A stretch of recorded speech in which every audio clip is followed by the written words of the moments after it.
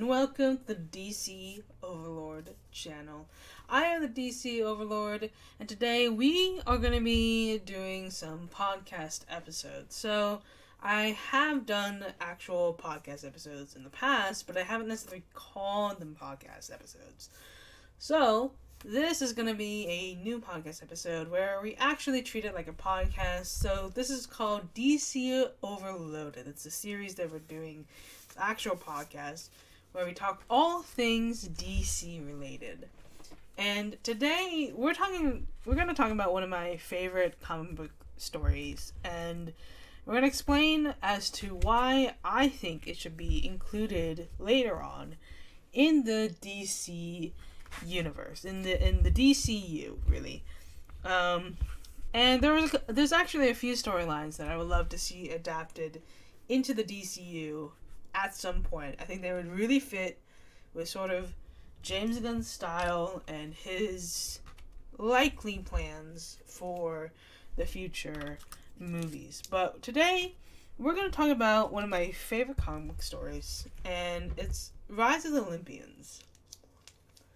So, Rise of the Olympians was a series of comic books that Gaile Simone was responsible for writing. It came after Infinite Crisis. So it was not,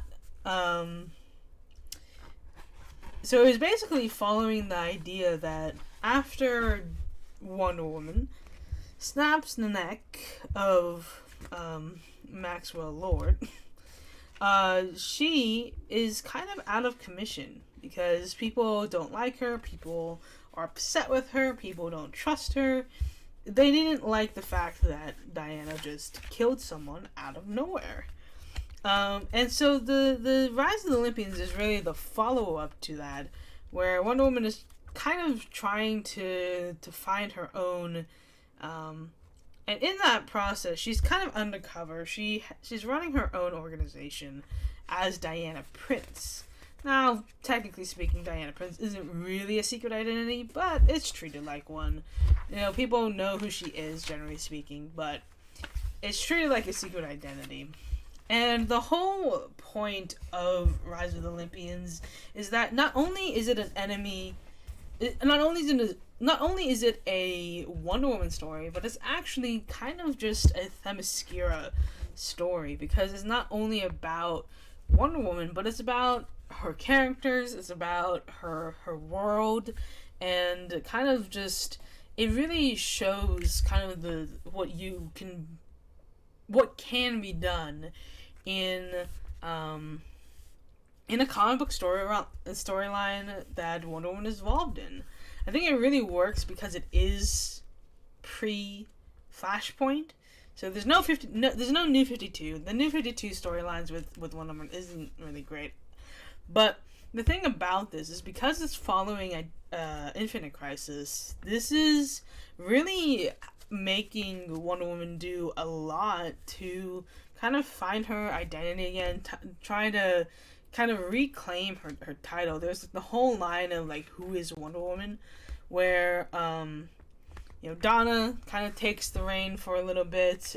This is all written by Gaile Simone, I believe, except maybe a couple that were written by other people, but most of this is from Gaile Simone. It's probably one of her best works, especially pre-Flashpoint. After Flashpoint, it kind of Gaile Simone's stories kind of went downhill after the New 52 was established. But then again, I kind of blame more of that on Jeff Johns. But there's a lot in this comic book, and I actually have it right here with me, that I really enjoy, because it really shows Diana as a mortal, as a human being, because she's this goddess basically, but there are enemies that can hurt her, that can kill her, and this is kind of one of those enemies. And not only is it one of those enemies that she has trouble fighting, but it's someone who is basically a reflection of all of the bad things about Wonder Woman. So everything wrong with Wonder Woman is in this character. Genesis is what she's called. And so she knows everything that Diana knows, except this is every like worst version of Wonder Woman. And so this is really a reflection of a bad Wonder Woman. And so that's why it's such a menacing villain, because they use Genesis to really show like what Wonder Woman could be as an enemy, as a threat, as a true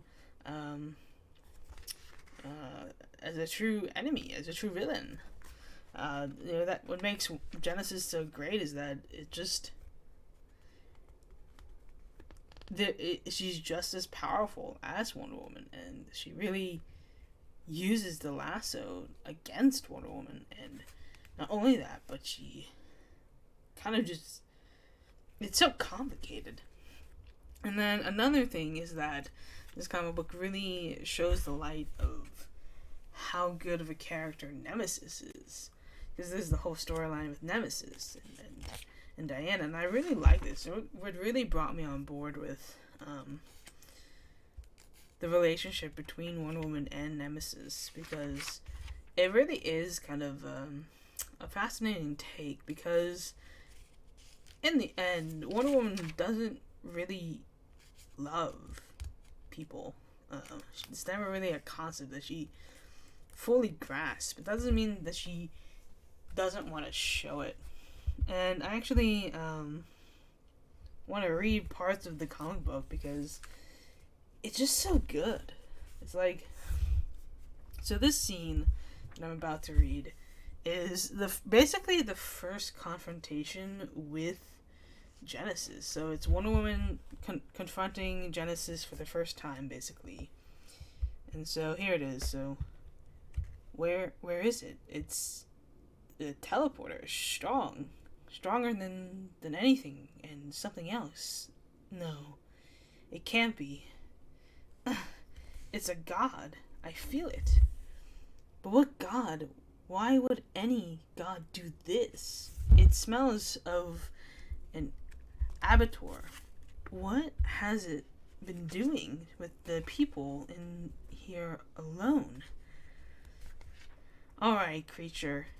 You crave blood. Let it be blood, then. These people are going home. And then, I'm gonna skip forward a little bit.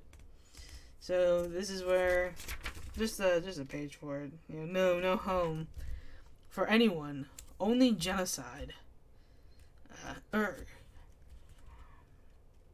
Something's preying on my psyche. Some psychological weapon of the creatures. But I have fought gods before. And if I have to kill or die to put this rabid thing down, so be it. And then she picks up a woman, just innocent bystander. No one will have a home. Now hold.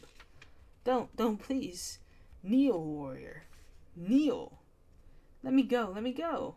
On your knees. Alright. Alright. Is this supposed to give me a sense of defeat, monster? No. A better view.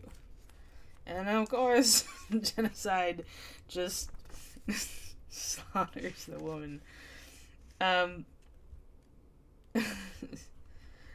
But then afterwards, you really see Genocide destroy Wonder Woman, which obviously isn't an easy feat, especially when at this point, Wonder Woman is probably at her one of her strongest points in the story. So it's like she's not a weak person. She's absolute warrior. And Genocide is just, I think I said Genesis before. I meant Genocide. Genocide is really just destroying her, and it's kind of like when you finally have a threat who can beat Superman, who can beat Wonder Woman, it's like, then what? It's like, well, what do you do when the most powerful heroes in the universe can't destroy these villains? And the real scene is when Etta and Nemesis find Diana, and she's basically dying. It was like, Candy, where is she? Where's Agent Diana? Where is Agent Prince? Don't know, Tom. But the sounds are coming from, I think, this way. Diana, no. Do you see it? Can help me find it. No, remember now. It took it. It took my lasso. It took my lasso. And so, like, you see, like, how hurt Wonder Woman is, and it's a very shocking image. And then we cut to Donna and Cassie, kind of watching and kind of, seeing her in this light. I actually really like Donna in this comic. I mean, I like Donna in general. She really needs to get more attention. But then, as we cut to the scene, Donna's like, Cassie, I can only say this once. You wear the symbol of Amazon. Act like one. And Amazon grieves after her duty is done. So, like, Donna's trying to, snap Cassie into basically, a warrior mindset. Obviously, it's not as easy, but you really kind of see the dynamics between the Wonder family. Is like, Donna's always been kind of the more serious, more Amazonian of the two. It really depends on kind of which approach you're gonna take with Donna, but I definitely really like this version. And they're trying to talk to Wonder, to get her to figure out what happened, basically. And Nemesis is trying to free her, and it just every panel, every scene is just so powerful. I think that in this, it's like the first time you really see Wonder Woman vulnerable. She doesn't want her friends to see her like this. She doesn't want her friends to see her beaten, because it's like it's something that she doesn't really want people to, because she's a warrior. It's like she doesn't want people to see her at her worst, at her beaten by something that she couldn't overcome. And I really like this scene with Nemesis, where he's talking to her. He's like, honey, listen, I need you to help me here. And she's, it beat me, Tom. That thing beat me. Yeah, okay, it did. But we can get you out of. No, listen. It beat me as a warrior. I understand. No, you do. Part of why I picked you. Listen. Can almost hear it. Olympus. We keep kind of showing, I definitely think this could really work as a movie. Like, I think seeing this on the big screen, oh my gosh. If we actually get to that point, that'd be crazy. And then we also have kind of when Donna and Cassie finally arrive at the scene. And we have this scene where still want to allow rescue vehicles near Donna. Do we know how bad it is yet? Bad enough. Cassie, you must promise me, no matter what we find in here, you're not to cry. Are we clear on that? What is with you? That's our friend in there. She could be dead for all we know. Cassie, listen to me. You and I, we wear the accoutrements. We enjoy the sisterhood, but we're not the princess of Themyscira. We're allowed to be vulnerable. We're allowed to be who we are at all times. If Diana, if she passes, her burden falls to us. Do you understand? We show her respect in her fashion. And then Edda's like, "Oh my God, you're here! Thank God, we finally got her down, but she's in a bad way." "Oh, okay, you're..." And then Nemesis, "Oh, okay, you're here. We tried first aid, but whatever you have that ray, right? That healing ray, the purple one, it heals, right? Tell me you still have the ray." I just promised Hippolyta that I'd protect her. I promised. Oh, she looks like she's, oh man. And then we have to get her to Themyscira. Cassie, get the T-Jet ready. She'll be more comfortable. Well, she'll be more stable and comfortable. Won't work. It was a god. I felt it. And Nemesis, wait, you can't just look. I have her blood all over me. I think I'm entitled to. Tom, I'm sorry. This is an Amazon matter. See, the thing about that is me, right? Me? I'm an Amazon too now. She's like, saddle up then, Amazon. It's just that we have so many great scenes where you really just get to see the dynamics of the characters and what they're capable of, and really showing them in a different sort of light. It's there's so many great scenes. I mean, I can read this whole thing, but I think the more powerful scene is kind of just later. I mean, there's some really great scenes, especially when we get to see the armor. For example, we have a confrontation with Nemesis and Diana. And he's like, "Listen, Diana, you don't have to do this. You know that, right? I mean, call the justice teams or whatever." Tom, enough. I have no choice. That thing has my lasso. I can't expect you to understand. No, listen, that's the thing. I don't know if it was meeting your mother or walking through your city or that nectarine pit or what, but my vision's changed, and I think I do understand a little. I believe you, Tom. My mother's blessing is no idle flattery. To war, then. Now you're missing the point. I've been at this a good while, Diana. You think I don't know when someone's got internal injuries? I get what you think this is your responsibility, and well, I get you're willing to die, Tom. But you don't have to die stupid, princess. There, I said it.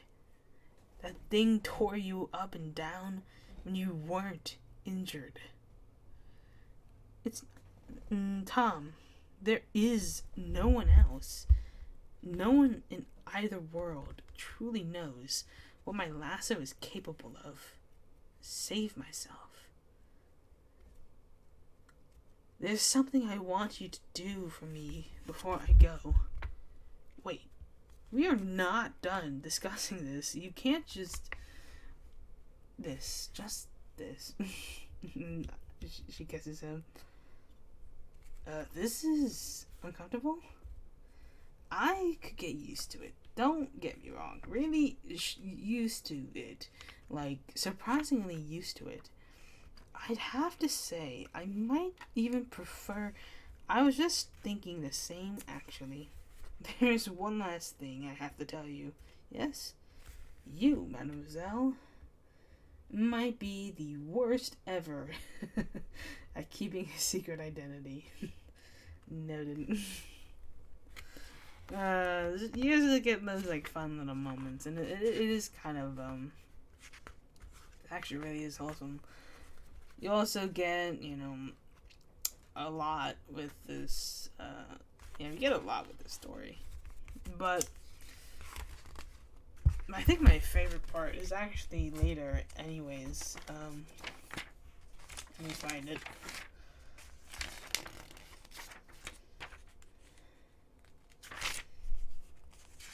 There's a lot of great moments, but one in particular.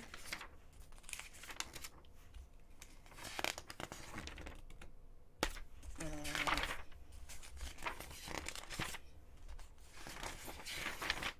me see.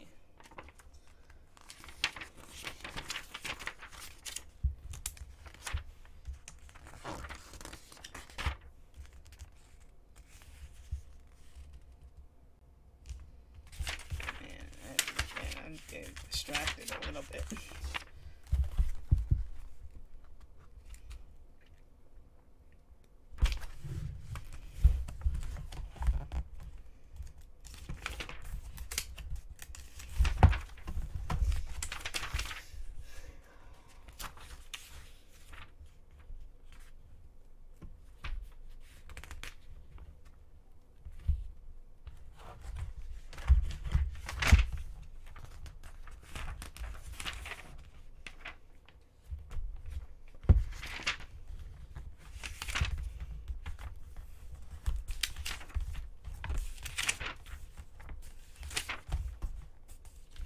Here it is. Okay, I found it.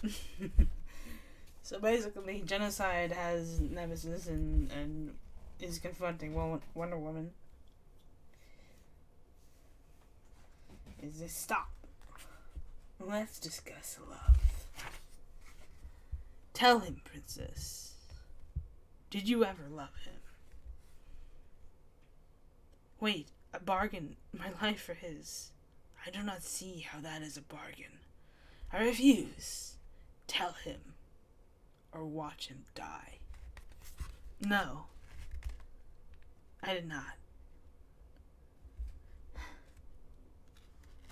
It's true. She wanted a mate, not a lover. I imagine that must hurt terribly.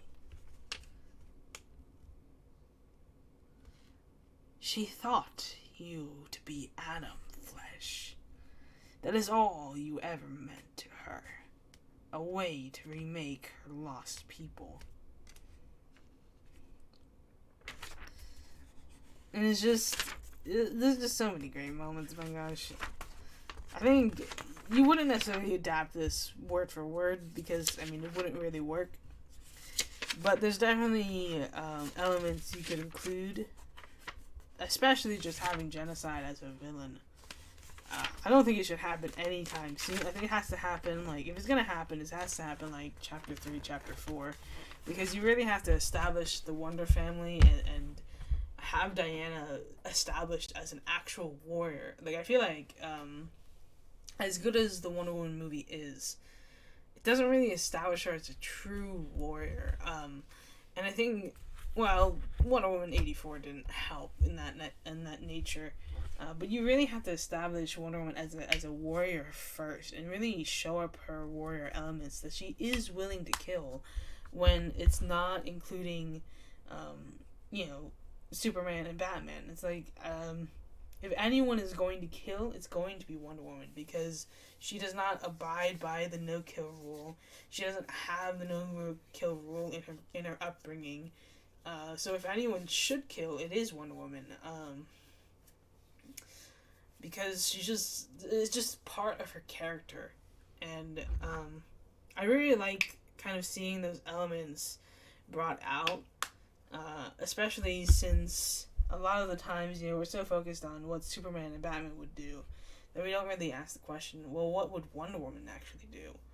and remembering that Wonder Woman is indeed an Amazon warrior really helps, especially with her stories, because I feel like when you forget that, you end up with the New 52 situation where she doesn't feel as powerful, and she kind of is not likable. She's not likable at all in New 52, I feel like. But when you go classic era, there's a lot of great Wonder Woman comics, especially like with George Perez, and they really play up the warrior side of Wonder Woman. And sometimes it's forgotten because people just lean on her to be the female superhero. But it really is the fact that there's more to Wonder Woman than, and I don't even think the gal really got there. I mean, there are elements of good moments, like when she kind of smiles when she's fighting Doomsday, because there's an actual fight that challenges her. But overall, like, I think there was like the bare minimum for Diana's character, and I think in order to really do her right, you need someone who truly understands Wonder Woman. I think if you get Gaile Simone to write the story, to adapt her story, I think she can do a really good job. It really depends. I think there are scenarios where Gaile Simone isn't a great writer, but there are ones where she is really great because she understands the characters. I think really the fault of the Gaile Simone recent comic books is the fact that it was in the New 52. All of the New 52 stories, most of them sucked because they were forced to kind of just have one angle of a story, and it kind of left the elements that people actually liked about the characters out of the story. So I think you can still, I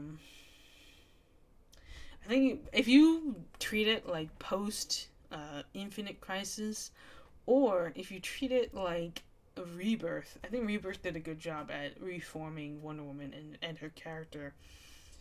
I think you can really have something to truly work with, and not something that is just for show, but something that really works with Wonder Woman's character. I think you have Batman, really pressing on his no gun policy, really showing why Batman never kills, and really having him hard lined on that method. And then with Superman, you show him growing up on not like growing up, but like you show him with his Kansas City mentality, his Smallville mentality of wanting to do good. You even have a talk with including Jonathan Kent. I mean, it's not going to be an origin story, so you won't necessarily see that. But you really show like the different moral codes that each person has. Wonder Woman, not afraid of killing.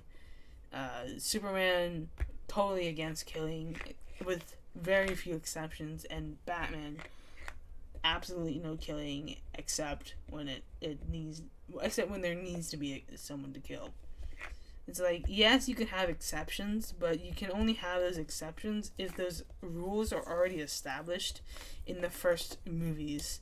So if you show that Superman does not kill, and then you introduce exceptions to that, like, for example, Darkseid and the Parademons, if you show those elements, then it's fine. I think it's when you don't have those rules already established, it doesn't really make sense. So, the first movie shouldn't kill. Second movie, again, maybe shouldn't kill. But the third movie, okay, maybe that you introduce an exception like Doomsday or Darkseid or something. Not necessarily the way that I would do it, but at least then you have an established character that actually works. And then now when you kind of use those exceptions, it actually is something that is more impactful, because this is a man that would never kill. This is a person that would never kill. Versus when you have Wonder Woman, when it's so shocking is that it's not really her decision to not kill. It's mainly her respect for Superman and Batman that gets her to not kill people.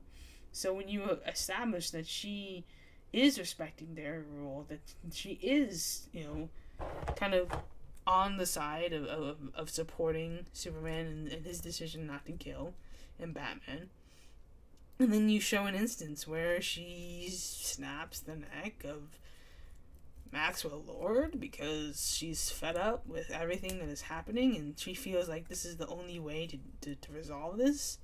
And now you have something that is truly impactful, truly shocking. And then you lead into what would ultimately be the rise of the Olympians, where, Diana isn't loved by the public, but she's still trying. She's still and she faces an enemy that she's never fought before. Like, yeah, Cheetah is a threat, but she's never fought someone that is equal to her, that is Genocide, that not only knows everything about her, but in many ways is her. Like, Genocide is Wonder Woman. It just is in every bad light. And I think seeing stories like that adapted to the big screen, done right, done at the right time, man, that'd be beautiful. There's so many storylines that would work really well with the DCU, as long as it's used at the right time. I think the problem with the Snyderverse is it tried to do too much too soon.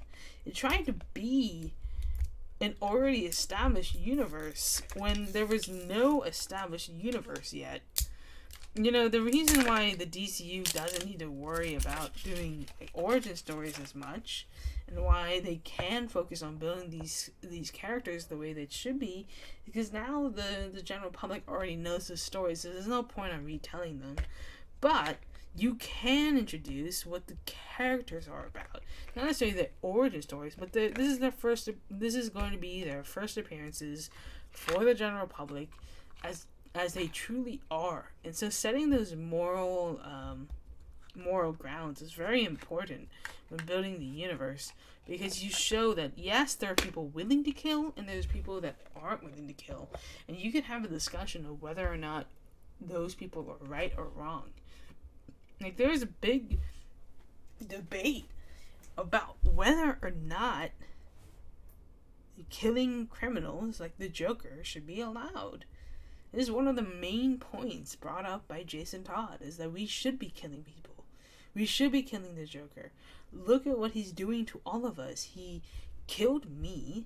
He paralyzed Barbara. He tortured, like you could list on and on and on all the bad things that the Joker did.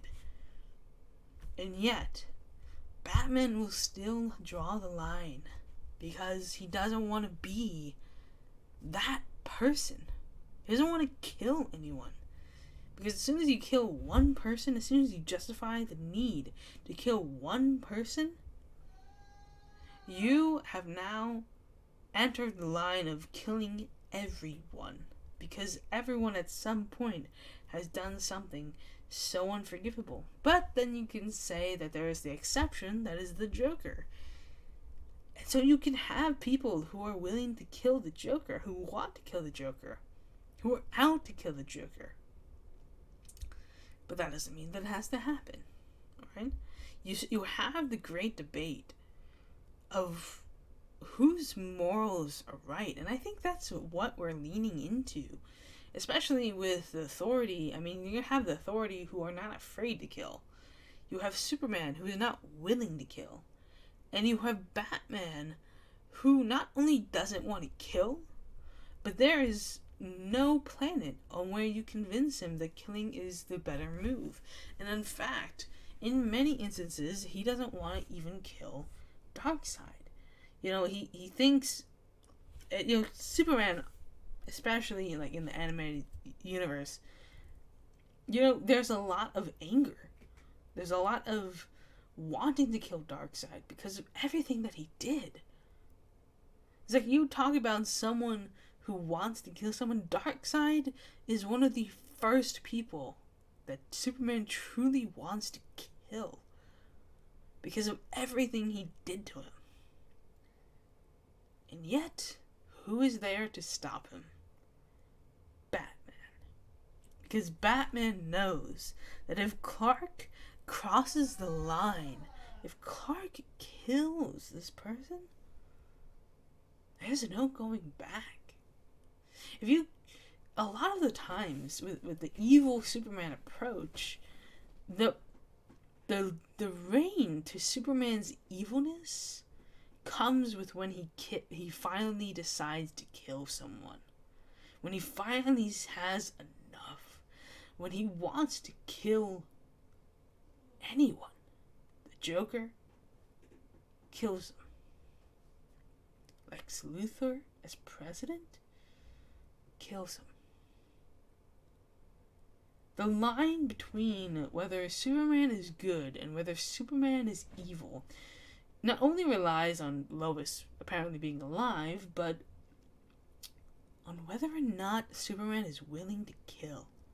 Because if Superman is willing to kill, he can kill anyone.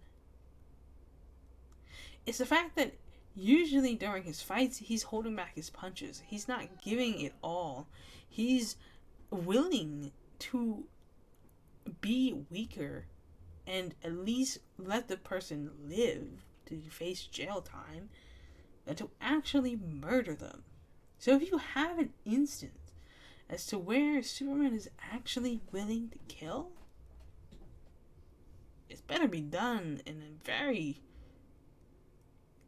specific way, because otherwise you don't really have the opportunity to give the story what it actually needs to show the true exception. But there's a lot of debate right now, especially about whether or not it is in character for Wonder Woman to kill. There was a lot of debate when that happened to Maxwell Lord. When she snapped the neck of Maxwell Lord, it caused not only in-world shock, but it caused also fans to be shocked. Because there had never been a moment like that where a hero not only kills someone, but kills someone who is technically under arrest. Meaning, Maxwell Lord isn't there to fight back. It's not during battle. It is him, bounded by the lasso. And finally, Wonder Woman makes the move to kill Maxwell Lord. That is the difference, is that it's not in battle. It is on TV in front of everyone. And everyone sees Wonder Woman kill in cold blood.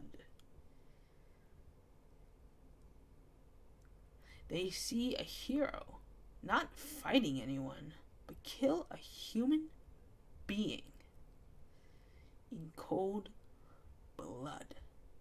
That is a powerful move, because it's not a god. Maxwell Lord is not a god.